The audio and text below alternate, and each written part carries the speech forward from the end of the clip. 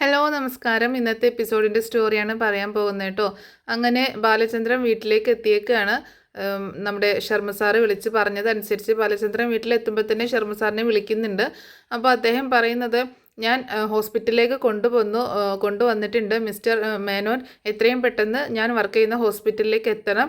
അവിടെയാണ് പേഷ്യൻറ്റിൻ്റെ blood group അറിയുമോ എന്ന് ചോദിക്കുമ്പോൾ, ഇല്ല ഡോക്ടർ അതറിയില്ല എന്ന് പറയുമ്പോൾ, അതൊക്കെ ചോദിച്ച് വെക്കണ്ടേ എന്ന് പറയാണ് ശർമ്മ സാർ കേട്ടോ. ഞങ്ങൾ അത് അന്വേഷിച്ചിട്ടുണ്ടായിരുന്നില്ല. എന്താണെങ്കിലും ഞങ്ങൾ ഓപ്പറേഷൻ തിയേറ്ററിലേക്ക് കയറ്റാൻ പോവുകയാണ്. താങ്കൾ എത്രയും പെട്ടെന്ന് ഹോസ്പിറ്റലിലേക്ക് എത്തണം എന്ന് പറയുന്നുണ്ട് കേട്ടോ ശർമ്മ ഡോക്ടർ. അങ്ങനെ മുത്തശ്ശിയുടെ അടുത്തേക്ക് വീണ്ടും ചെല്ലുകയാണ് ബാലചന്ദ്രൻ. അമ്മ ഞാൻ പോവുകയാണ്, ഞാൻ വൈജയെ വിളിച്ചോളാം, വൈജ വരും, അതുകൊണ്ട് ഞാൻ ഹോസ്പിറ്റലിലേക്ക് വേഗം പോവുകയാണ്, അമ്മ പേടിക്കേണ്ട, ഞാൻ വാതിൽ പുറത്തു നിന്ന് ലോക്ക് ചെയ്യാം, പക്ഷേ വൈജയുടെ കയ്യിൽ എക്സ്ട്രാ കീ ഉള്ളതുകൊണ്ട് ഞാൻ ലോക്ക് ചെയ്ത് പോയാലും അമ്മയ്ക്ക് പേടിക്കാനില്ല, അമ്മ ഇവിടെ തനിച്ച് കിടന്നാലും പേടിക്കേണ്ട ആവശ്യമില്ല, വൈജ വരുമ്പോൾ കുഴപ്പമൊന്നും ഉണ്ടാവില്ല എന്ന് പറയണം. ഞാൻ എന്തായാലും ഹോസ്പിറ്റലിലേക്ക് ചെല്ലട്ടെ.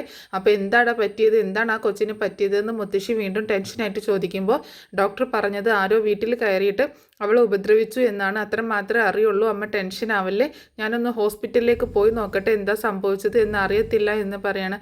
ആരാണാവോ എന്താണാവോ ആ കൊച്ചിന് പറ്റിയത് എന്നൊക്കെ ഓർത്ത് മുത്തശ്ശി ഇങ്ങനെ വിഷമിക്കുമ്പോൾ ബാലചന്ദ്രൻ പറയുന്നുണ്ട്, അമ്മ ഇങ്ങനെ ടെൻഷൻ അടിച്ച് കിടക്കല്ലേ, എടാ മോനെ എൻ്റെ ആ ഫോൺ നിലത്ത് വീണുപോയി, അതൊന്ന് നീ ഇങ്ങോട്ടേക്ക് എടുത്തു തരുമോ എന്ന് ചോദിക്കുന്നുണ്ട് കേട്ടോ മുത്തശ്ശി.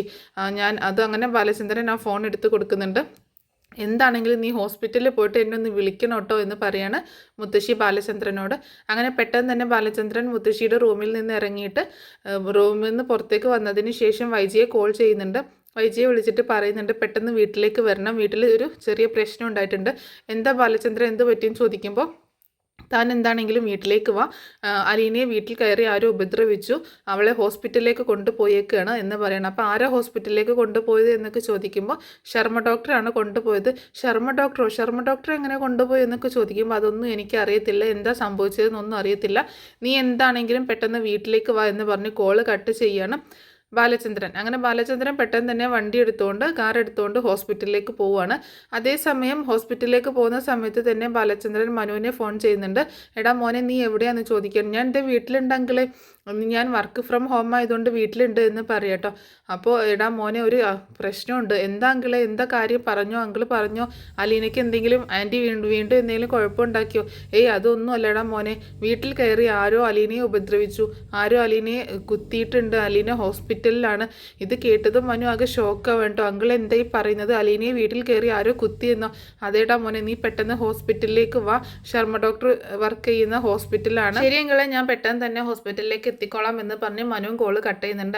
അങ്ങനെ അതേ ഭയങ്കര വെപ്രാളത്തോട് കൂടിയിട്ട് ഭയങ്കര പാനിക്കായിട്ട് ബാലചന്ദ്രൻ ഹോസ്പിറ്റലിലേക്ക് പോകട്ടോ. ഹോസ്പിറ്റലിൽ എത്തുന്നത് വരെ ഒരു സമാധാനവും ഇല്ല, എന്താണ് സംഭവിച്ചത് എന്നൊന്നും അറിയാഞ്ഞിട്ടൊരു സമാധാനവും ഇല്ല. അതേസമയം ഹരിയെ വീണ്ടും കാണിക്കുന്നുണ്ട്. ഹരിക്കാണെങ്കിൽ ഭയങ്കര ടെൻഷനാണ്, എന്താണ് ഇനി സംഭവിക്കാൻ പോകുന്നത് എന്നൊന്നും അറിയത്തില്ലല്ലോ, ഭയങ്കര ടെൻഷനാണ്. അങ്ങനെ ഹരി എന്താ ഇപ്പം ചെയ്യാന്ന് ഓർത്തിട്ട് റൂമിൽ അങ്ങോട്ടും ഇങ്ങോട്ടും ഇങ്ങനെ നടക്കുകയാണ്.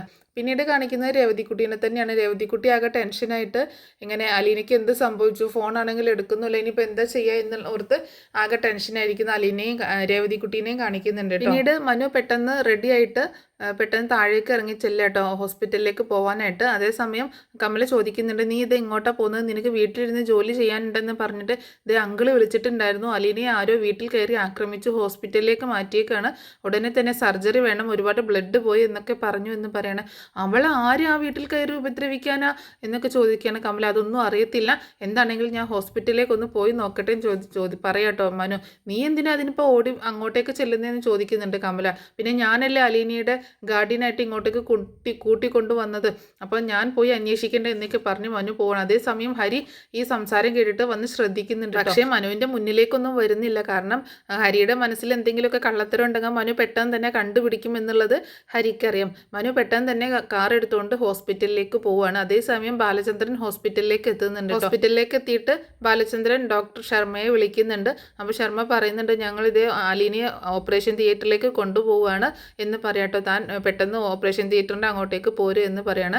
അങ്ങനെ ബാലചന്ദ്രൻ പെട്ടെന്ന് തന്നെ ഡോക്ടറുടെ അടുത്തേക്ക് ചെല്ലുകയാണ്. ഡോക്ടറോട് ചോദിക്കുന്നുണ്ട്, എന്താ പറ്റിയത് ഡോക്ടർ എന്ന് ചോദിക്കുമ്പോൾ, എന്താ പറ്റിയത് എന്നൊന്നും എനിക്കറിയത്തില്ല, ഞാൻ ചെന്ന് കാണുമ്പോൾ ഇങ്ങനെ കുത്തേറ്റ നിലയിൽ ആ താഴെ കിടക്കുന്നതാണ് കണ്ടത്, റിങ്കുവാണ് എന്നെ അങ്ങോട്ടേക്ക് കൂട്ടിക്കൊണ്ട് പോയത് എന്ന് പറയാട്ടോ. എനിക്കൊന്നും മനസ്സിലാവുന്നില്ല ഡോക്ടർ, അവളുടെ അവസ്ഥ എങ്ങനെയാണ് ഇപ്പോൾ എന്നൊക്കെ ഭയങ്കര വറീഡായിട്ടാണ് ചോദിക്കുന്നത് കേട്ടോ ബാലചന്ദ്രൻ. ആകെ ടെൻഷനായിട്ട് ചോദിക്കുകയാണ്. ഇപ്പോൾ ഒന്നും പറയാനായിട്ടില്ല, എന്താണെങ്കിലും ഞങ്ങളൊന്ന് നോക്കട്ടെ, അതിന് ശേഷം പറയാൻ, താൻ വിഷമിക്കാതിരിക്കുക. ചെറുതായിട്ട് മുറിഞ്ഞിട്ടുണ്ട്, ചെറുതായിട്ടല്ല, കുറച്ച് ആഴത്തിലുള്ള മുറിവ് തന്നെയാണ്. ഏകദേശം 10 സെൻറ്റിമീറ്ററോളം മുറിവ് കത്രിക കുത്തി ഇറങ്ങിയിട്ടുണ്ട് ശരീരത്തിൽ. പിന്നെ ഒത്തിരി ബ്ലഡ് പോയിട്ടുണ്ട്. അപ്പോൾ എന്താണെങ്കിലും ബ്ലഡ് വേണ്ടി വരും, ഞങ്ങൾ ഗ്രൂപ്പ് ഒന്ന് ചെക്ക് ചെയ്യട്ടെ, എന്താണെങ്കിലും അറിയിക്കാം. അപ്പോൾ ആ ബ്ലഡ് ഒന്ന് സംഘടിപ്പിക്കേണ്ടി വരും എന്ന് പറയാണ് ഡോക്ടർ. അതൊക്കെ വേണ്ടതൊക്കെ എന്ത് വേണമെങ്കിലും ചെയ്യാൻ ഡോക്ടർ, അവളുടെ ജീവനൊരു ആപത്തും വരരുത് എന്ന് പറയുമ്പോൾ ഞങ്ങളുടെ മാക്സിമം ഞങ്ങൾ ശ്രമിക്കാം, പിന്നെ പ്രാർത്ഥിക്കുക, അത്ര മാത്രമല്ലേ ചെയ്യാൻ പറ്റത്തുള്ളൂ. വേറെ പ്രശ്നങ്ങളൊന്നുമില്ല, രക്ഷപ്പെടാനുള്ള സാധ്യത ഒക്കെ തന്നെയുണ്ട്, അതുകൊണ്ട് വേറെ കുഴപ്പങ്ങളൊന്നും ഇല്ല, താൻ വല്ലാണ്ട് ടെൻഷനാവൊന്നും വേണ്ട എന്ന് പറയാണ് ഡോക്ടർ. പിന്നീട് കാണിക്കുന്നത് നമ്മുടെ വൈജയന്തി വീട്ടിലേക്ക് വരുന്നതാട്ടോ. അപ്പോൾ വൈജയെ ബാലചന്ദ്രൻ വിളിച്ച് പറഞ്ഞിട്ടുണ്ടായിരുന്നല്ലോ, ഇങ്ങനെ ഒരു അപകടം സംഭവിച്ചിട്ടുണ്ട്, അമ്മ മാത്രമേ വീട്ടിലുള്ളൂ, താൻ പെട്ടെന്ന് വീട്ടിലേക്ക് എത്തണമെന്ന് പറഞ്ഞതനുസരിച്ച് വൈജയന്തി പെട്ടെന്ന് തന്നെ വീട്ടിലേക്ക് എത്തുകയാണ്. അങ്ങനെ വീട്ടിലെത്തിയതിന് ശേഷം വൈജയന്തി ആകെ വറീഡായിട്ടാണ്, എന്താണ് ഇപ്പോൾ തൻ്റെ വീട്ടിൽ ഇങ്ങനെ ഒരു സംഭവം ഉണ്ടായി എന്നൊക്കെ പറയുമ്പം ആ ഒരു ടെൻഷനാട്ടോ. അല്ല, അത് അലീനയ്ക്ക് ഇങ്ങനെ സംഭവിച്ചു എന്നതിലല്ല, തൻ്റെ വീട്ടിൽ വെച്ചിട്ട് ഇങ്ങനൊരു കാര്യം സംഭവിച്ചു എന്നതാണ് വൈജയന്തിക്ക് ടെൻഷൻ. അങ്ങനെ വാതിൽ തുറന്ന് നോക്കുമ്പോൾ തന്നെ വൈജയന്തി കാണുന്നത് അലീനയുടെ ആ ഷോളും അതുപോലെ അവിടെ നിറയെ ബ്ലഡും കിടക്കുന്നതാണ്. അത് കണ്ട് വൈജയന്തിയും ആകെ ഷോക്കാവുന്നുണ്ട്. പെട്ടെന്ന് വൈജയന്തി അതിനടുത്തൊക്കെ വന്ന് ഇങ്ങനെ നോക്കുന്നുണ്ട്, എന്തായിരിക്കാം സംഭവിച്ചത് ഇങ്ങനെ ഓർത്ത് നോക്കുകയാണ്. അതിനുശേഷം മുത്തശ്ശിയുടെ റൂമിലേക്ക് ചെല്ലുകയാണ്. മുത്തശ്ശിയുടെ റൂമിലേക്ക് ചെല്ലുമ്പോൾ ആ വൈജയ്, നീ വന്നോ, എന്താ മോളെ ആ കൊച്ചിന് പറ്റിയത്?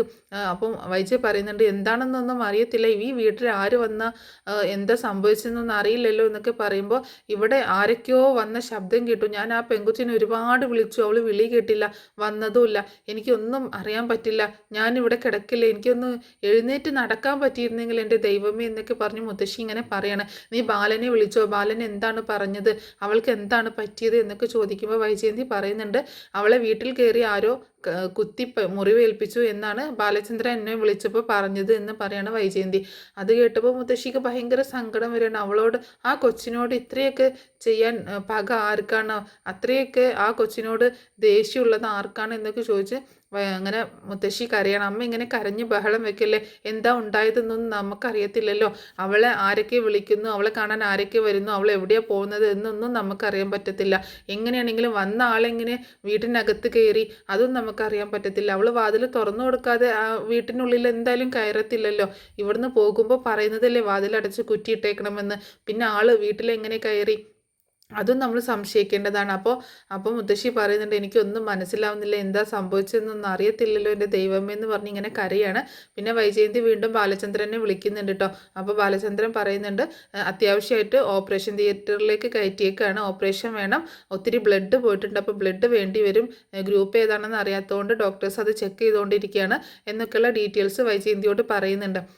അപ്പോൾ മുത്തശ്ശിയുടെ അടുത്തും വൈജയന്തി കാര്യങ്ങളൊക്കെ പറയണം, അവൾക്ക് പെട്ടെന്ന് ഓപ്പറേഷൻ വേണമെന്ന് പറഞ്ഞു, ആ റിമൂവ് ചെയ്യണ ആ കത്രിക റിമൂവ് ചെയ്തിട്ട് സ്റ്റിച്ച് ഇടേണ്ടി വരും, പിന്നെ ഒരുപാട് ബ്ലഡ് പോയിട്ടുണ്ടെന്ന് പറഞ്ഞു, അപ്പോൾ ബ്ലഡ് ഗ്രൂപ്പ് ഏതാണെന്നൊക്കെ ചെക്ക് ചെയ്തുകൊണ്ടിരിക്കുകയാണ് എന്നുള്ള കാര്യങ്ങളൊക്കെ മുത്തശ്ശിയോടും വൈജയന്തി പറയുന്നുണ്ട്. അതേസമയം കാണിക്കുന്നത് നമ്മുടെ ഹരിയാണെങ്കിൽ ആകെ ടെൻഷനായിട്ട് വീട്ടിൽ അങ്ങോട്ടും ഇങ്ങോട്ടും നടക്കുകയാണല്ലോ, വീട്ടിലിരുന്നിട്ട് ഒരു സമാധാനമില്ല. അപ്പോൾ വീട്ടിലിരുന്ന് ഇനി ഫോൺ ചെയ്യുമ്പോൾ കമലെങ്ങാനും കേട്ടാലോ എന്നൊക്കെ ഓർത്തിട്ട് പെട്ടെന്ന് തന്നെ ഡ്രസ്സൊക്കെ മാറിയിട്ട്, കാരണം നമ്മുടെ കടപ്പാട്ടൂർ വീട്ടിൽ പോകുമ്പോൾ ഇട്ട ഡ്രസ്സായിരുന്നില്ലേ, അത് അലീനയുമായിട്ടുള്ള പിടിവലിയിലൊക്കെ അതിൻ്റെ അവളെ കൊണ്ടുവരുമ്പോഴൊക്കെ എന്തെങ്കിലും ബ്ലഡിൻ്റെ സ്റ്റെയിനോ അല്ലെങ്കിൽ സ്മെല്ലോ ഒക്കെ ഉണ്ടാവാൻ സാധ്യത ഉള്ളത് കൊണ്ട് ആ ഡ്രസ്സൊക്കെ മാറി വേറെ ഡ്രസ്സ് ഇട്ടിട്ടാണ് ഹരി പുറത്തേക്ക് പോകുന്നത്. അങ്ങനെ പുറത്തെത്തിയിട്ട് ഒരു ആളൊഴിഞ്ഞൊരു സ്ഥലത്തിരുന്നിട്ട് രോഹിത്തിനെ വിളിക്കണം. രോഹിത്താണെങ്കിൽ കോളേജിൽ പോയിട്ടുണ്ടെങ്കിലും ക്ലാസ്സിൽ കയറാതെ ഇങ്ങനെ അവിടെയും ഇവിടെയും ചുറ്റിപ്പറ്റി നടക്കുക കേട്ടോ. അങ്ങനെ രോഹിത്തിനെ വിളിക്കുമ്പോൾ ഹരി പറയുന്നുണ്ട്, എടാ എനിക്ക് ആകെ പേടിയാവുന്നു, എന്താ സംഭവിക്കുക എന്നൊന്നും അറിയത്തില്ല, പക്ഷെ മനുവേട്ടനെ അങ്കിള് വിളിച്ചിട്ടുണ്ടായിരുന്നു, മനുവേട്ടൻ ഹോസ്പിറ്റലിലേക്ക് പോയിട്ടുണ്ട്, പക്ഷേ മുറിവ് വലിയ പ്രശ്നമൊന്നും അല്ല എന്നാണ് തോന്നുന്നത്, ഏകദേശം അവൾ രക്ഷപ്പെടാനുള്ള സാധ്യതയൊക്കെ ഉണ്ട് എന്ന് പറയാണ് ഹരി. എടാ അവൾ രക്ഷപ്പെട്ടു കഴിഞ്ഞാൽ അവൾ എല്ലാവരോടും എല്ലാ കാര്യങ്ങളും പറയത്തില്ലേ എന്ന് പറയുമ്പോൾ, അങ്ങനെ എങ്ങാനും സംഭവിച്ചാൽ നമ്മുടെ ജീവിതം തീർന്നു എന്ന് പറയാണ് ഹരി. എടാ എനിക്ക് പേടിയാവുന്നു, ഇപ്പോൾ ക്ലാസ് കഴിയുന്ന സമയമാണ്, ഞാൻ എങ്ങനെ വീട്ടിൽ പോകും, എനിക്ക് ആകെ ടെൻഷനാവുന്നു എന്ന് പറയുമ്പോൾ ഹരി പറയുന്നുണ്ട്, എന്നാൽ നീ വേറെ എങ്ങോട്ടെങ്കിലും മാറി നിൽക്കുക എന്ന് പറയുമ്പോൾ, അതൊന്നും പറ്റത്തില്ല, വേറെ എങ്ങോട്ടെങ്കിലും മാറി നിന്നാൽ സംശയം കൂടുതലായിരിക്കും, അപ്പോൾ ഞാനെങ്ങാനും വീട്ടിലേക്ക് വരുന്നത് ആരെങ്കിലും കണ്ടിട്ടുണ്ടാവും എന്നൊക്കെ ഓർത്ത് ഇങ്ങനെ ടെൻഷനാവാണ് രോഹിത്ത്. അപ്പോൾ പറയുന്നുണ്ട് നീ എന്താണെന്ന് വെച്ച് ആലോചിച്ച് ചെയ്യുക എന്ന് പറയുമ്പോൾ രോഹിത് പറയുന്നത് ഞാൻ എന്താണെങ്കിലും വീട്ടിലേക്ക് തന്നെ പോട്ടെ, തൽക്കാലം ഇപ്പോൾ നമ്മളെന്തായാലും പെട്ടെന്നൊന്നും സംശയിക്കത്തില്ലല്ലോ, എന്താണെങ്കിലും വീട്ടിലേക്ക് പോട്ടെ, വീട്ടിലെ അവസ്ഥ എന്താണെന്ന് നോക്കട്ടെ, അതിനനുസരിച്ച് വേണ്ടത് ചെയ്യാമെന്ന് പറഞ്ഞിട്ട് രോഹിത് വീട്ടിലേക്ക് തന്നെ പോകാനായിട്ട് തീരുമാനിക്കുക. അതേസമയം മനു ഹോസ്പിറ്റലിലെത്തുകയാണ്. ഹോസ്പിറ്റലിലെത്തി കാറിൽ നിന്ന് ഇറങ്ങിയിട്ട് ബാലചന്ദ്രനെ വിളിക്കുന്നുണ്ട്.